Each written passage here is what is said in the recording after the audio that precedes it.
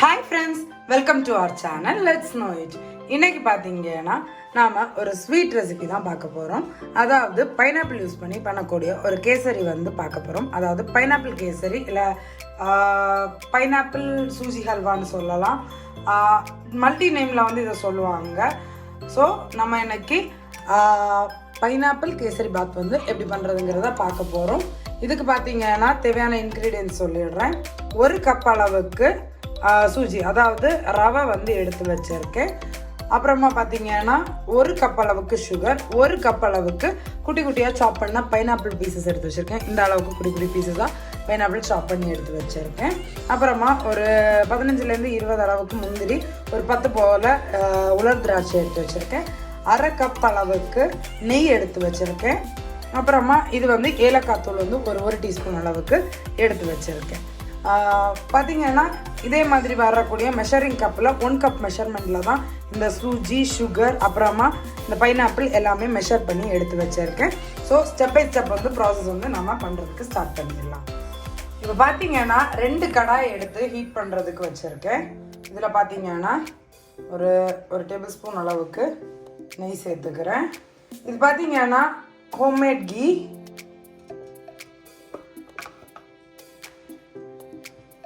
ஒரு table spoon அளவுக்கு. இது பார்த்தீங்கன்னா மெல்டட் கன்சிஸ்டன்சியில் இருக்கிறனால கொஞ்சம் அதிகமாக சேர்த்த மாதிரி இருக்கும். ஆனால் ஒரு டேபிள் ஸ்பூன் அளவுக்கு தான் சேர்த்துருக்கேன்.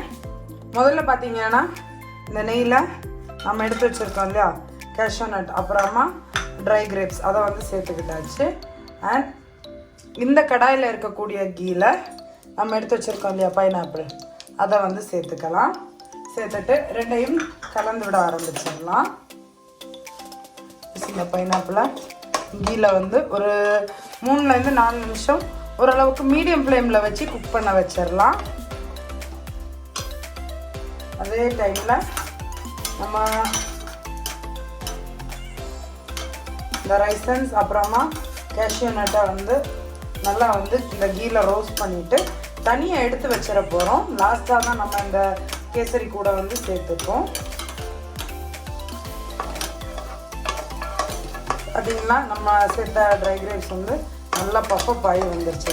இதெல்லாம் ஸோ கேஷ்யூ நட்டு நல்லா ஒரு கோல்டன் கலர் வந்துருச்சு. இப்போது இதை வந்து இந்த கீலேருந்து ரிமூவ் பண்ணிடலாம். கீயை ரிமூவ் பண்ணிவிட்டு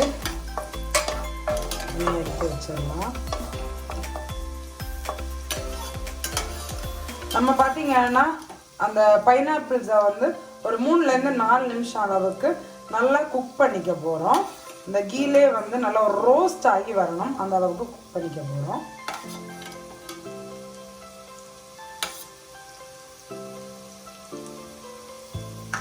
இப்போ பார்த்தீங்கன்னா இதே கீழே நான் எடுத்து வச்சிருக்கக்கூடிய 1 கப் அளவுக்கு ரவையை சேர்த்துக்கிறேன்.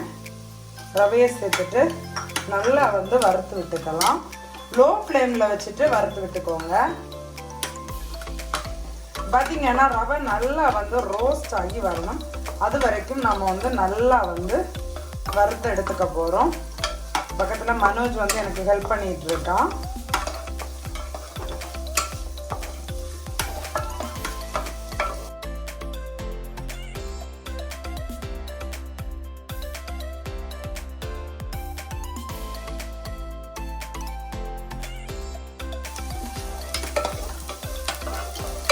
பார்த்தீங்கன்னா இந்த ரவை வந்து நல்லா வந்து ரோஸ்ட் ஆகிடுச்சு அந்த நெய்யில்.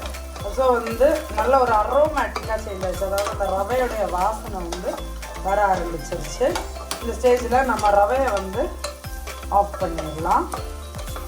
இப்படியே இருக்கட்டும்.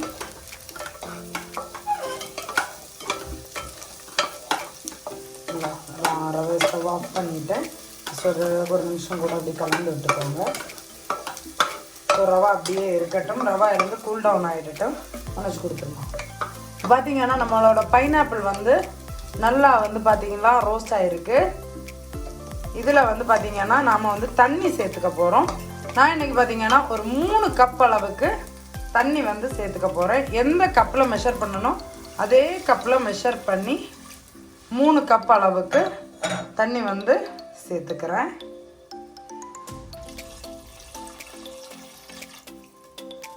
3 கப் அளவுக்கு தண்ணி சேர்த்துட்டு இந்த தண்ணியில் பார்த்திங்கன்னா ஒரு 1/4 வாசி அளவுக்குரிய சுகரை வந்து ஃபஸ்ட்டு சேர்த்துக்கலாம். என்டையர் சுகர் சேர்க்க வேண்டாம், ஒரு 1/4 வாசி அளவுக்கு சுகர், அதாவது ஒரு 1/4 கப் அளவுக்கு அப்ராக்சிமேட்லி சேர்த்துட்டு நல்லா வந்து கலந்து விட்டுக்கலாம். ஃப்ளேம் ஹையில் வச்சு நல்லா வந்து ஒரு 3 நிமிஷம் வரைக்கும் கொதி வர்றதுக்கு விட்டுடலாம். ஒரு லிட்டு வச்சு கவர் பண்ணிடலாம். லிட் இடலாம். ஸோ லிட்டு வச்சு கவர் பண்ணிவிட்டு ஒரு 3 நிமிஷம் அளவுக்கு நல்லா கொதி வரட்டும். கொதி வர்றதுக்காக விட்டுடலாம். இது பார்த்திங்கன்னா ஒரு 3 நிமிஷம் அளவுக்கு நல்லா வந்து கொதி விட்டுருச்சு. இதில் நாம் வந்து இப்போது கொஞ்சமாக வந்து ஃபுட் கலர் வந்து சேர்த்துக்க போகிறேன். இது ஆப்ஷனல் தான், நான் வீடியோ பர்பஸ்க்காக தான் ஃபுட் கலர் சேர்க்குறேன். நீங்கள் வீட்டில் பண்ணுறப்போ இது சேர்க்குறோங்கிற அவசியம் இல்லை. ஸோ நான் இன்றைக்கி கொஞ்சமாக எல்லோ ஃபுட் கலர் வந்து சேர்த்துக்கிறேன்.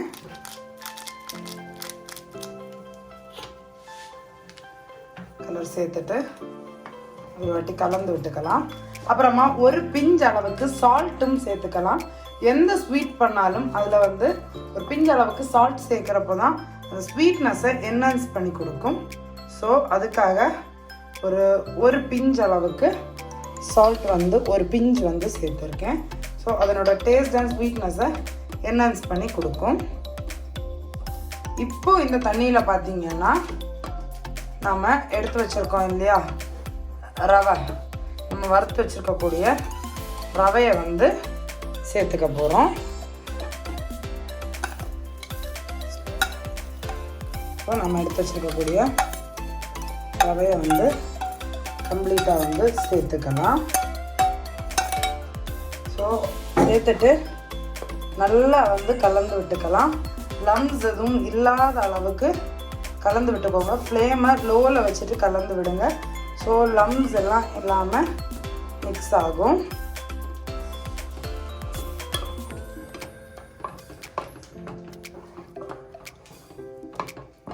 ரொம்ப நேரம் ரவை சேர்த்துட்டு அப்படியே விட்டுறாதீங்க.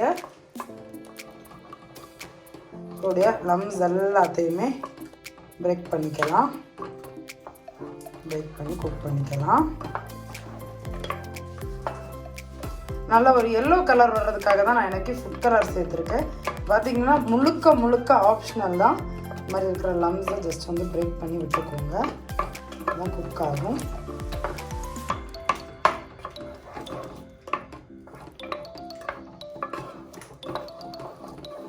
பார்த்திங்கன்னா நல்லா திக்காக கம்பைன் ஆகி வந்துடட்டும். ஒரு 2லேருந்து 3 நிமிஷம் அதுக்கு டைம் எடுக்கும்.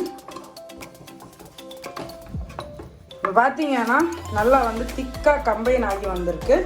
இந்த ஸ்டேஜில் நான் எடுத்து வச்சுருக்கக்கூடிய பாக்கி சுகர் எல்லாத்தையுமே சேர்த்துக்க போகிறேன். இது கூடவே நான் எடுத்து வச்சுருக்கக்கூடிய ஏலக்காய் தூளையும் சேர்த்துக்கலாம். சேர்த்துட்டு நல்லா கலந்து விட்டுக்கலாம். ஸோ தட் அந்த சுகர் அகைன் வந்து மெல்ட் ஆக ஆரம்பிக்கும். நம்ம அந்த சுகர் சேர்த்த உடனேயே மெல்ட் ஆக ஆரம்பிச்சிருச்சு. எக்ஸ்ட்ரா தண்ணி எதுவும் சேர்க்க வேண்டாம். முடிஞ்ச அளவுக்கு ரவா வந்து நல்லா குக் ஆன அப்புறம் அதை நம்மளோட சூஜி வந்து நல்லா குக் ஆன அப்புறமா சுகர் வந்து சேர்த்துக்கோங்க.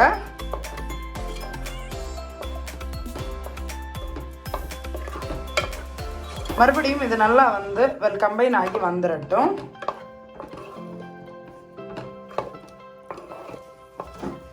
இப்போ பார்த்தீங்கன்னா நல்லா வந்து நம்மளோட சூஜி எல்லாமே குக் ஆகி எல்லாம் சேர்ந்து நம்மளோட கேசரி வந்து நல்லா கம்பைன் ஆகிடுச்சு. லாஸ்ட் அண்ட் ஃபைனலாக ஒரு 1/2 கப் அளவுக்கு கீ வந்து சேர்த்துக்கலாம். நீங்கள் கம்மியாக வேணால் கூட கம்மியாக சேர்த்துக்கலாம். ஆனால் பர்ஃபெக்டான ஒரு டேஸ்ட், அந்த ஒரு ரெஸ்டாரண்ட் ஸ்டைலில் உங்களுக்கு அந்த கேசரியோடைய டேஸ்ட் வேணும்னா இந்த அளவுக்கு கீ சேர்த்திங்கன்னா மட்டும்தான் அதுக்கு டேஸ்ட் இருக்கும். கீ சேர்த்துட்டு மிக்ஸ் பண்ணி விடுங்க. கொஞ்சம் கொஞ்சமாக அந்த சூஜி வந்து அந்த கீ அப்சர்வ் பண்ண ஆரம்பிக்கும். பார்த்தீங்கன்னா இந்த கீ சேர்த்த அப்புறமா நல்லா வந்து அப்சர்வ் பண்ணி வெல் கம்பைன் ஆகிடுச்சு. இந்த ஸ்டேஜில் ஒரு லிட் வச்சு கவர் பண்ணிவிட்டேன். ஒரு 5 மினிட்ஸ் அளவுக்கு அப்படியே சிம்மர் ஆக விட்டுடலாம். லோ ஃப்ளேமில் வச்சு சிம்மராக விட்டுருங்க. ஒரு 5 நிமிஷம் ஓப்பன் பண்ண வேண்டாம், அப்படியே இருந்து ஒரு தம் ஸ்டேஜ்னு சொல்லலாம். ஒரு 5 நிமிஷம் அப்படியே குக் ஆகட்டும். இப்போ பார்த்தீங்கன்னா ஒரு 5 நிமிஷம் போல் அப்படியே சிம்மராக விட்டுருந்தேன். பார்த்தீங்களா, நல்லா வந்து பர்ஃபெக்டான டெக்ஸ்டரில் வந்திருக்கு. இப்போ பார்த்தீங்கன்னா இதில் நான் எடுத்து வச்சுருக்கக்கூடிய நட்ஸ், அதாவது நம்ம ரோஸ்ட் பண்ணி வச்சுருக்கோம் இல்லையா, ரேசன்ஸ், அப்புறமா கேஷ்யூ நட், அதை வந்து சேர்த்துக்கலாம். சேர்த்துட்டு இதையும் நல்லா வந்து மிக்ஸ் பண்ணி விட்டுக்கலாம். அவ்வளவுதான், இதோட பைனாப்பிள் கேசரி பாத் வந்து ரெடி ஆகிடுச்சு. அடுப்பை வந்து ஆஃப் பண்ணிடலாம். இப்போது இதை வந்து சர்வ் பண்ணிடலாம். நம்ம பார்த்தீங்கன்னா இந்த மாதிரி ஒரு பவுலில் இந்த டைட்டாக வந்து ப்ரெஸ் பண்ணிக்கோங்க. ஸோ தட் பார்க்குறதுக்கு ப்ரெசன்டபுளாக உங்களுக்கு ரெடி பண்ணலாம். அதுக்காக தான் டைட்டாக வந்து ப்ரெஸ் பண்ணிக்க சொல்கிறேன். இது சூடாக இருக்கிறப்பவே இந்த மாதிரி வச்சுட்டு லெவலைஸ் பண்ணிக்கோங்க. பார்த்தீங்கன்னா இந்த மாதிரி லெவலைஸ் பண்ணிட்டேன். இதை பார்த்தீங்கன்னா எந்த பிளேட்டில் சர்வ் பண்ண போகிறீங்களோ அதில் டில்ட் பண்ணிக்கலாம். பார்த்தீங்கன்னா ஒரு பிளேட்டு சர்வ் பண்ணுறதுக்கு எடுத்து வச்சுருக்கேன். அதில் உங்களோட கேசரியை வச்சுட்டு ஜஸ்ட் வந்து இந்த மாதிரி பார்த்தீங்கன்னா அப்படியே ஒரு பர்ஃபெக்டாக இருந்துடும். இது மேலே பார்த்தீங்கன்னா ஒரு கேஷ்யூ நட், அப்புறமா ஒரு ரைசன் வச்சுட்டு சர்வ் பண்ணிடலாம். அவ்வளவுதான், நம்மளோட சூப்பரான பைனாப்பிள் கேசரி வந்து ரெடி ஆயிடுச்சு. அது மாத்திரமல்ல, நம்மளோட சேனலுக்கு நீங்கள் இது வரைக்கும் சப்ஸ்கிரைப் பண்ணலைன்னா மறக்காமல் சப்ஸ்கிரைப் பண்ணிக்கோங்க. அப்போ தான் நான் ரெகுலராக போஸ்ட் பண்ணுற வீடியோஸுடைய அப்டேட் உங்களுக்கு வரும். ஆல்சோ நம்மளோட சேனலில் ஆல்ரெடி நார்மலான கேசரி எப்படி பண்ணுறதுங்கிறதோடைய வீடியோ ஆல்ரெடி நம்ம சேனலில் கொடுத்துருக்கேன்.